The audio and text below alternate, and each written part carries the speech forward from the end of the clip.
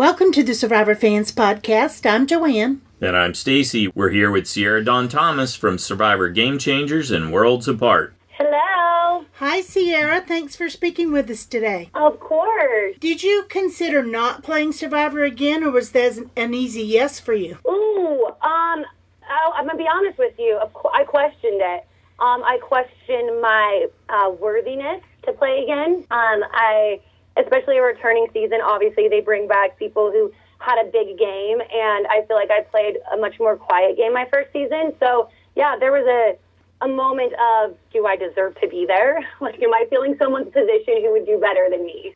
So how did your family react when you told them you were going to go out again? Well, it was so last second. I got the call on a Friday and left on Sunday, so my family they were scared for me. Obviously, I wasn't mentally prepared or physically. I would have liked to put on a little bit more weight before going, but they're so supportive. I mean, I own 30 to 50 horses at some point, so it fluctuates. So I have a lot of baggage that I had to leave behind. So to get things in order that quick was a lot, not only on me, but my family. Wow, such a short time to prepare.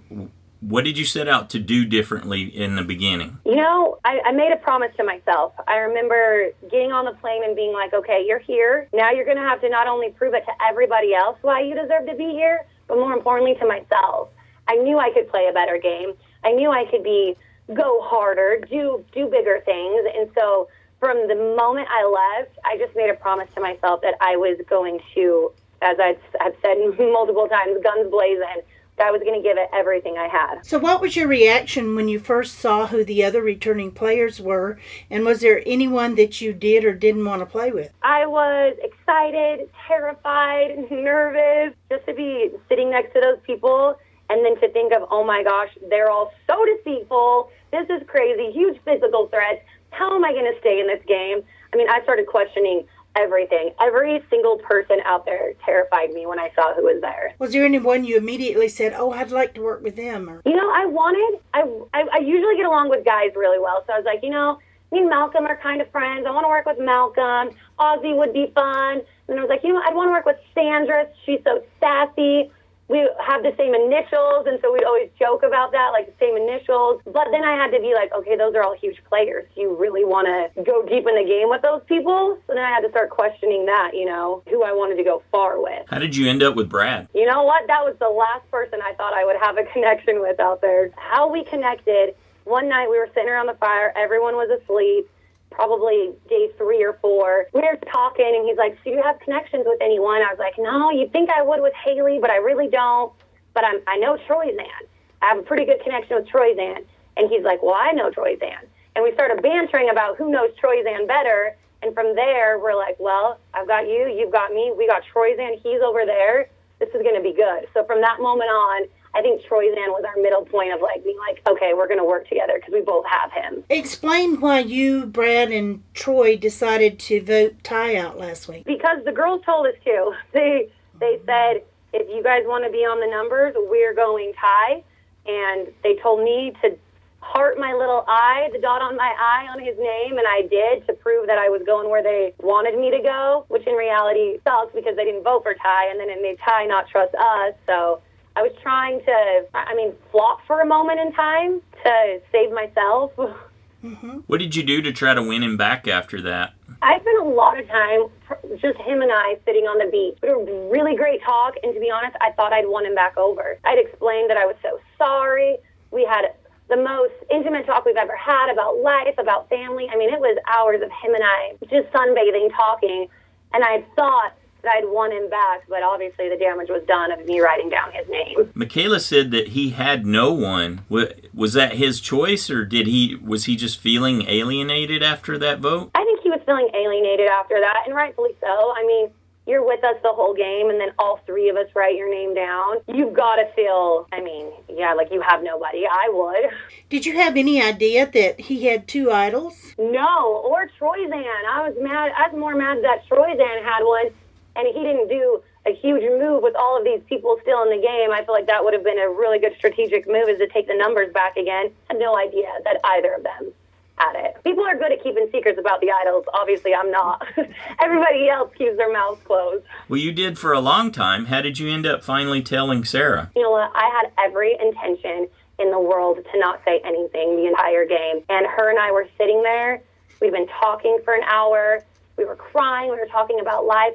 And previous to this, me and Sarah had a really good relationship. She's who I slept by every night. We woke up every morning talking. Me and her, I felt like we're genuine friends out there, which you can't do in Survivor, but I felt like I had that with her. So I'm telling her, we're talking about life, and I see it on my face. I don't even remember contemplating telling her. It just came out. And then I had to follow with, and if you vote me out, I'm going to give it to you. So I should have, obviously telling her was wrong in the get-go, and telling her everything about it was wrong. If I was going to say anything, I should have made up a lie that would have enticed her to vote with me. Like, maybe I can save 2 people and I'm going to use this for me and you, or something weird instead of telling her the truth. That was very, very stupid of me. Did she reciprocate? Did she tell you anything about the secret advantage she had? Nope. So how were the teams chosen for the reward challenge last night? I was really mad that Brad didn't pick me last night. Oh, wait, before? Yeah, the groups of 3. How were they chosen? Actually really cool. So usually we draw rocks, and Jeff asked us if he wanted our loved ones to draw the rocks. So they got to get a little involved, and our loved ones drew rocks, and they were colored, and that's kind of how the teams were set up, were just by drawing rocks that our loved ones had picked. Oh, cool. Okay, now we'll address that question. Were you angry with Brad for not choosing you? I was very angry. Me and him had made a promise that if we made it to the loved ones, if there was a choice, we'd choose each other. Now, looking at it, I totally understand. Obviously, he didn't want to speak up. He's with Aubrey and Andrea, so he's trying to stand back and let them do it. So I get strategically why he didn't. But in the moment, obviously, I wanted to see my dad and spend time with him. So I was very, very upset. Yeah, what was it like for you to have to say goodbye to him so quickly? And how did that, getting to speak to him just a little bit, how did that end up impacting you? I love my father more than anything. But both times I've played Survivor and he has come out to see me, I go home the next tribal. So what it is about that just breaks my spirit, but it does.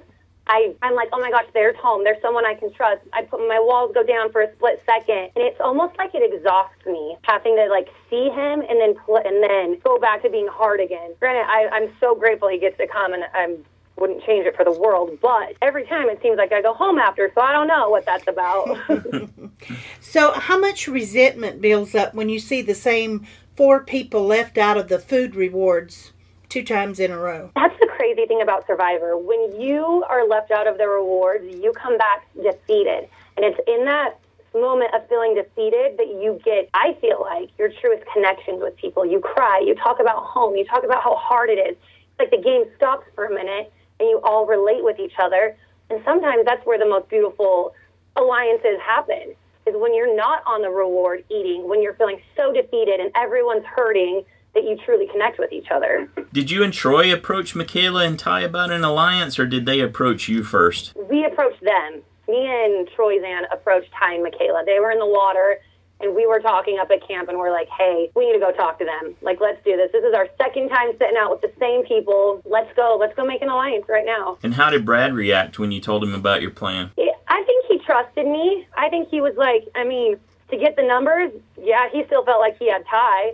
So he's like, if we can have Michaela for a couple votes, then yeah, let's do it. Why did you decide to tell Sarah that Michaela and Ty were voting for Andrea? I thought I had her. I thought she was my best friend. That girl played me. I legitimately thought I had an alliance with her. So she didn't tell you anything about she was going to vote for you before Tribal? No, absolutely not. The only time I heard it was when Michaela was telling me, when we were lying under the shelter, and they're like, they're bringing your name up.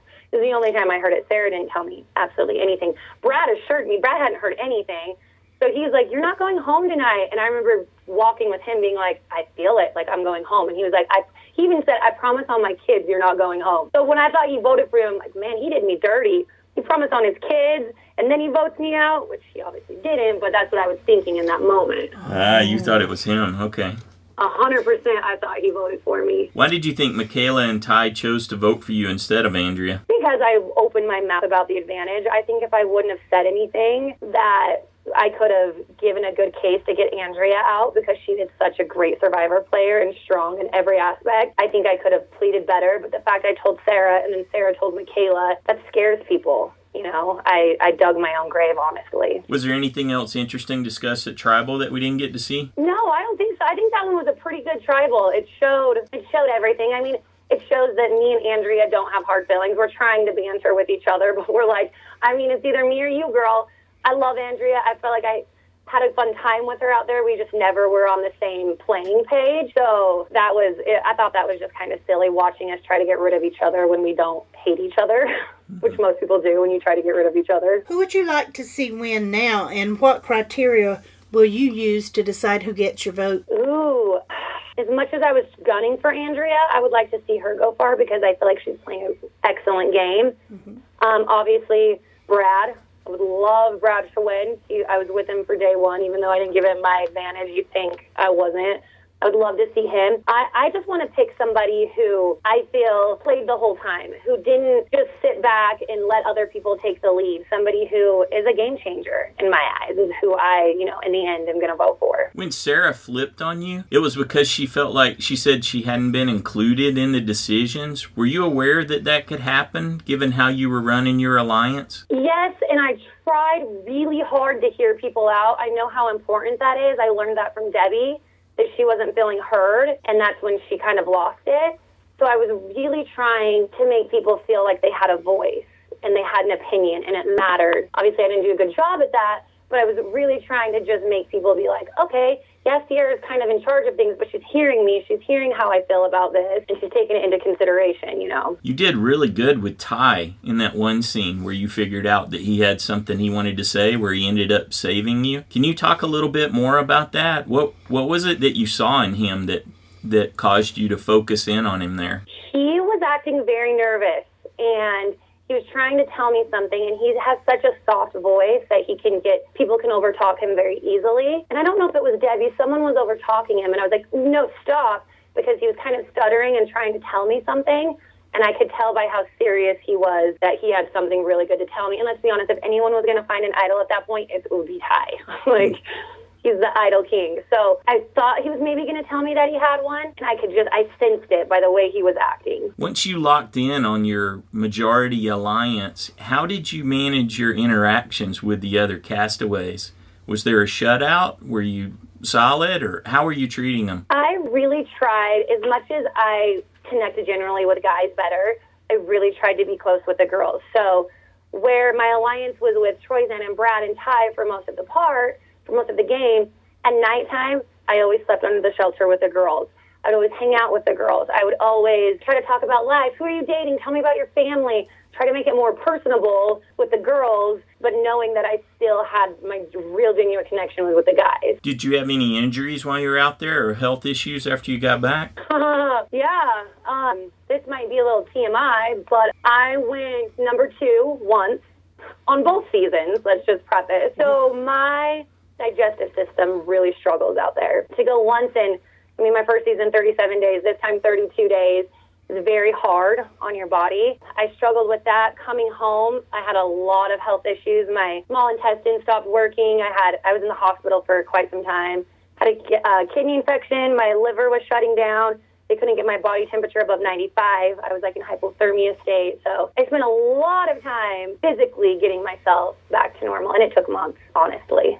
Yeah, we saw the doctor say that you had lost the highest percentage, and then you commented that you basically couldn't eat anything because you couldn't eat the coconut. There was a time that I didn't eat 18 for, I believe it was 16 days. And that's, wow. That's why my small intestine stopped working, is because I wasn't putting anything into my body to help it keep pulsating and working. And then once I got out of the game, I'm like, where's my grilled cheese? I'm going to start pounding all this carb and cheese. And it stopped working, and obstruction was about to occur. So I had a blockage in my small intestine. Do you think that had anything to do with your reaction to Michaela when you seemed upset that she was, and you said she was eating all day long? I think I was maybe a little bit jealous. The fact that she was eating so much, I maybe could have tried harder.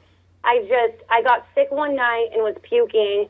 And then after that, I think I ate a bad coconut. And then after that, I couldn't eat anything. I should have tried harder, because I saw how physically it was starting to affect me. But I had no idea the extreme until I got out of the game, how really bad it was. Do you think there's anyone being portrayed differently than you saw them out on the island? Oh, that's a good question. I feel like they're doing a pretty dang good job. And I think Cirie, they're not showing much of how much she really was playing. She played me like a fiddle. I thought I had Cirie. Little did I know she's calling me the Godfather and bringing up my name every single tribal. So I think, just there's so little time and so much that happens, you don't get to see everyone's relationship, and we all were hustling the whole time to make connections and make friends with people. Do you think Cirie's characterization of you was fair? She said you were the Godfather and you had Brad and he had Troy. I mean, I will take that gladly. For Cirie, such a great player to say that. Absolutely. And I do believe that's how it was for a lot of the game, and I feel like Brad would back me up on that. I don't know if it's super something to be proud of because you can't be such a threat, but I went really, really hard this time. Was there anything you wish had been shown about you on the show that didn't get aired? I mean, there's a couple of things. The tribal with Caleb was really funny. Me and him got in a screaming match, and I was certain that was going to show because it showed a little sassy side of me. Just little things like that where I'm like, oh, I have a really good one-liner. Shoot, they didn't play it. When Ciara goes home, I'm like, there's only room for one Ciara on the island. Just funny things like that I'm like, oh, man, wish they would have showed that. How has your view of Survivor changed after this experience? Oh, wow. I'm forever grateful. This second time was a million times harder than the first time. I can't even fathom, if I get the opportunity to play a third time, it scares me because this second time was 2 times. It was a million times harder than my first season. And maybe it's because I went harder and emotionally it was harder and I got sicker this time. But Survivor is a hard game and you learn a lot about yourself and other people. That's a perfect lead-in. How has your view of yourself changed after this time? I realized I can be strong and sassy and, it's okay. I'm a go-with-the-flow kind of girl. My friends are like, where do you want to go to eat? I even don't know if I've ever picked. I'm just like, where everyone else wants to go. I'm super chill, go-with-the-flow kind of girl. So going out there and stepping out of my comfort zone made me realize, I can have an opinion, and it is okay. And I don't know, I learned that I can be strong and sassy and not just always trying to please everybody. Is there anything you're having trouble letting go of or that's playing over in your mind? Last night is like an open wound right now. The more I'm talking about it, I'm getting better with it, so it's good to talk about it. It's like a breakup. The more I'm talking about it, I'm like, okay, this is okay. But I feel like I did a rookie move. I regret it so much. It's been eating me alive ever since the day I decided to tell Sarah and gave it to her, and she voted for me. It's eating me alive. I got to let it go because I feel like the big picture, I did do a lot better my second time, but I'm still kind of hanging on to that right now.